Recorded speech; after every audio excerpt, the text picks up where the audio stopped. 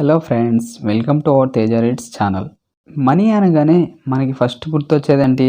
అసలు మనీ ఎలా సంపాదించాలి, లేకపోతే అసలు మన ఖర్చులని తగ్గించి సేవింగ్స్ ఎలా చేయాలి అని ఆలోచిస్తూ ఉంటారు. కానీ అసలు మనీ ఎలా వర్క్ చేస్తాయి అని మాత్రం ఎవ్వరూ ఆలోచించరు.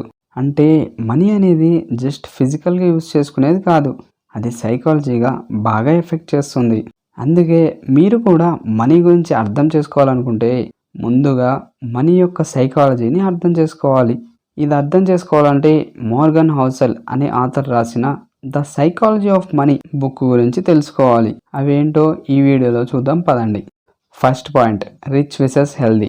మన హ్యూమన్ సైకాలజీ ఎలాంటిదంటే మెటీరియలిస్టిక్ ప్రోడక్ట్స్కి మనీని చాలా తొందరగా కనెక్ట్ చేస్తాం. ఇదే పెద్ద ప్రాబ్లం అని ఆథర్ అంటున్నారు. ఫర్ సపోజ్ రోడ్ మీద ఫెరారీ కార్ వెళ్తుంటే దాన్ని చూసి ఇతను ఎంత రిచ్ పర్సనో అని అనుకుంటాం. కానీ ఆ కార్ లోన్ మీద కూడా తీసుకుని ఉండొచ్చు కదా. అదే తనకు వచ్చే మంత్లీ ఇన్కంలో ఎక్కువ అమౌంట్ ఈఎంఐలో వెళ్తుందేమో. కానీ ఈ రోజుల్లో మనం ఫెరారీని చూసో, ఓన్ హౌస్ని చూసో, లేకపోతే తన ఇన్స్టాగ్రామ్ ఫొటోస్ని చూసో వాళ్ళు రిచ్ అని అనుకుంటాం. ఇది నిజమే, వాళ్ళు రిచ్ పర్సన్స్ అయ్యి ఉండొచ్చు. కానీ రిచ్ని డిఫైన్ చేయడానికి ఇక్కడ ఆథర్ ఇది చెప్తున్నారు. ఒక మనిషి ఎంత సంపాదిస్తాడో అంతే ఖర్చు పెడతాడు. కానీ వెల్త్ అనేది హైడెన్ లాంటిది. మనం ఒకరిని చూసి చెప్పేయచ్చు వాళ్ళు రిచ్చో కాదో అని, కానీ వాళ్ళ లైఫ్ స్టైల్ చూసి వాళ్ళు వెల్తీయో కాదో అనేది చెప్పలేము. ఇక్కడ వెల్త్ అంటే ఏవైతే మనం ఖర్చు చేయలేమో వాటిని వెల్త్ అంటారు. మీరు కూడా వెల్తీ అవ్వాలనుకుంటే మీ మనీని మీరు సేవ్ చేసుకోవాలి, అలానే వాటిని ఇంక్రీజ్ చేయాలి. ఎందుకంటే వెల్త్తో చాలా ఆప్షన్స్, ఫ్లెక్సిబిలిటీస్ అండ్ పూర్తి ఫ్రీడమ్ దొరుకుతుంది. Second point, luck and risk. ఒక ఎకనామిస్ట్ అయిన రాబర్ట్ షీలర్ని ఒకసారి ఈ క్వశ్చన్ అడిగారు. అసలు ఇన్వెస్టింగ్ గురించి ఎప్పుడు చెప్పిన ఒక మాట చెప్పండి అని అడిగారు. అప్పుడు తను ఇలా ఆన్సర్ ఇచ్చాడు, the exact role of luck in successful outcomes. అంటే సక్సెస్ఫుల్ రిజల్ట్స్లో లక్ యొక్క రోల్ ఎంత ఉంటుంది అనేది. ఇక్కడ ఆథర్ చెప్తుంది ఏంటంటే లక్ మీద డిపెండ్ అవ్వకూడదు, అలానే దాన్ని ఇగ్నోర్ కూడా చేయకూడదు. ఇందులో 80% ఛాన్సెస్ మీకు లక్తో సక్సెస్ అవ్వచ్చు అండ్ 20% రిస్క్ ఉండి అది ఫెయిల్ కూడా అవ్వచ్చు. ఒకవేళ మీరు ఫెయిల్ అయితే మీకు మీరే ఈ క్వశ్చన్స్ అడగాలి, నేనేమైనా మిస్టేక్ చేశానా, లేకపోతే నేను ఆ 20%ని సరిగ్గా పట్టించుకోలేదా అనేది చూడాలి. మీకు మీరే నిజం చెప్పుకోండి. మనలో చాలామంది వేరే వాళ్ళ సక్సెస్ని చూసి వాళ్ళు లక్కీ అండ్ టాలెంటెడ్ పర్సన్స్, అందుకే ఈరోజు ఈ స్టేజ్లో ఉన్నారు అని జడ్జ్ చేస్తారు. ఇలా మాట్లాడుతున్నప్పుడు మీకు మీరే నాకు లక్ లేదు అని అనుకుంటున్నారు. కానీ ఈ రెండు మాటలు తప్పే. ఏదైనా మంచిగా జరుగుతున్నప్పుడు మీ లక్ మీకు సక్సెస్ తెచ్చింది అంటారు. కానీ ఇక్కడ లక్తో పాటు రిస్క్ని కూడా కన్సిడర్ చేయాలని ఆథర్ అంటున్నారు. Third point, getting wealthy vices staying wealthy. Money సంపాదించడం ఒక స్కిల్ లాంటిది, అది ఎవరైనా నేర్చుకోగలరు.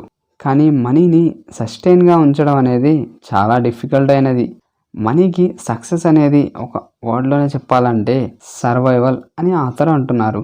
మనీ సంపాదించాలంటే రిస్క్ తీసుకోవాల్సి వచ్చింది, ఆప్టిమిస్టిక్గా ఉండాలి, ఇంకా ఎఫర్ట్స్ కూడా పెట్టాలి. అదే మనీని సస్టైన్ చేయాలనుకుంటే దీనికి ఆపోజిట్గా చేయాలి. ఫర్ ఎగ్జాంపుల్, వారెన్ బఫెట్ ఎప్పుడూ కూడా తన ఎగ్జైట్మెంట్తో ఇన్వెస్ట్ చేయలేదు, తను ఒక స్ట్రాటజీ మీద స్టిక్ అయ్యి ఉంటాడు. ఇక్కడ ఆథర్ చెప్తుంది ఏంటంటే మీరు కరెక్ట్ డెసిషన్స్ తీసుకుని ఇన్వెస్ట్ చేయడం కాదు గుడ్ ఇన్వెస్ట్మెంట్ అంటే. గుడ్ ఇన్వెస్ట్మెంట్స్ అని దేన్ని అంటారంటే మీరు ఎంతసేపు బ్యాడ్ డెసిషన్స్ తీసుకోకుండా ఉండడమే దాన్నే గుడ్ ఇన్వెస్ట్మెంట్ అంటారు. Fourth point, volatility. ఈ వరల్డ్లో ఏది ఫ్రీగా దొరకదు. మీరు ఒక దాంట్లో ఇన్వెస్ట్ చేస్తున్నారంటే ఒక లాంగ్ టర్మ్లో హై రిటర్న్స్ ఇస్తుంది. దీనికోసం మీరు ఎమోషనల్ ప్రైజ్ని పే చేయాలి. ఈ ఎమోషనల్ ప్రైజే ఈ వొలాలిటీ. వొలాలిటీ అంటే మార్కెట్ ఫాస్ట్గా చేంజ్ అవుతుంది, మన ఇన్వెస్ట్మెంట్స్ని ప్రాఫిట్ ఆర్ లాస్ లాగా చూపిస్తూ ఉంటుంది. అది జనాల ఎమోషన్స్తో ఆడుకుంటూ ఉంటుంది, ఇంకా వాళ్ళ డెసిషన్స్ని మ్యానిపులేట్ కూడా చేస్తుంది. అందుకే మార్కెట్ని ఫీ వొలాటిలిటీగా చూడాలి. మీరు మార్కెట్లో దేంట్లో అయినా ఇన్వెస్ట్ చేసి ఉంటే అవే నిఫ్టీ 50యో ఇండెక్స్ ఫండ్లో ఆ ప్రైస్ అనేది అప్ అండ్ డౌన్ వెళ్తూ ఉంటుంది. ఈ వొలాలిటీని ఒక ఫీగా ట్రీట్ చేయాలి అని ఆథర్ అంటున్నారు. Fifth point, compounding. Warren Buffett యొక్క వెల్త్ $86 బిలియన్. ఇందులో $86 బిలియన్ నుంచి $82 బిలియన్ వరకు తన 65th బర్త్డే తర్వాతే సంపాదించారు. మీరు ఒకవేళ వారన్ బఫెట్ యొక్క సక్సెస్ని తన ఐక్యూ, తన ఎఫర్ట్స్ చూసి జడ్జ్ చేస్తున్నారంటే అది తప్పు. ఎందుకంటే మనకి తెలియని ఒక విషయం ఏంటంటే తన చిన్నప్పటి నుంచే ఇన్వెస్టింగ్ అనేది స్టార్ట్ చేశారు. వారన్ బఫెట్ తన 10 ఇయర్స్ అప్పటి నుంచే సీరియస్ ఇన్వెస్ట్మెంట్ని స్టార్ట్ చేశారు. తన 30 ఇయర్స్కే మిలియనీర్ అయిపోయారు. తను ఏదో మంచి ఇన్వెస్టర్ అని ఇదొక్క రీజన్ వల్లనే తను సక్సెస్ అవ్వలేదు. తను చిన్నప్పటి నుంచే ఒక మంచి ఇన్వెస్టర్. ఇక్కడ ఆథర్ చెప్తుంది ఏంటంటే వారన్ బఫెట్కి ఇన్వెస్టింగ్లో స్కిల్స్ ఉన్నాయి, కానీ మెయిన్ రీజనే టైం. కాంపౌండింగ్ అనేది ఒక యోక్ ట్రీని ప్లాంట్ చేయడం లాంటిది. దీంట్లో 1 ఇయర్లో అసలు ఏ ప్రోగ్రెస్ కనిపించదు, కానీ 10 ఇయర్స్కి పెద్దగా అవ్వడం స్టార్ట్ అవుతుంది. ఆ ట్రీ 50 ఇయర్స్కి ఎంత పెద్దదవుతుందంటే అసలు ఇమాజిన్ కూడా చేయలేం. ఇక్కడ చెప్తున్న మెయిన్ పాయింట్ ఏంటంటే మీ దగ్గర ఎంత మనీ అయితే ఉన్నాయో అంత మనీతోనే ఇన్వెస్టింగ్ అనేది స్టార్ట్ చేయండి. ఇంకా ఎంత త్వరగా చేయగలిగితే అంత త్వరగా ఇన్వెస్ట్ చేసి కాంపౌండ్ యొక్క మ్యాజిక్ని చూడండి. ఈ వీడియో మీకు నచ్చినట్టయితే లైక్ చేయండి, కామెంట్ చేయండి and me friends and family మెంబర్స్తో షేర్ చేయండి. Thanks for watching this video friends.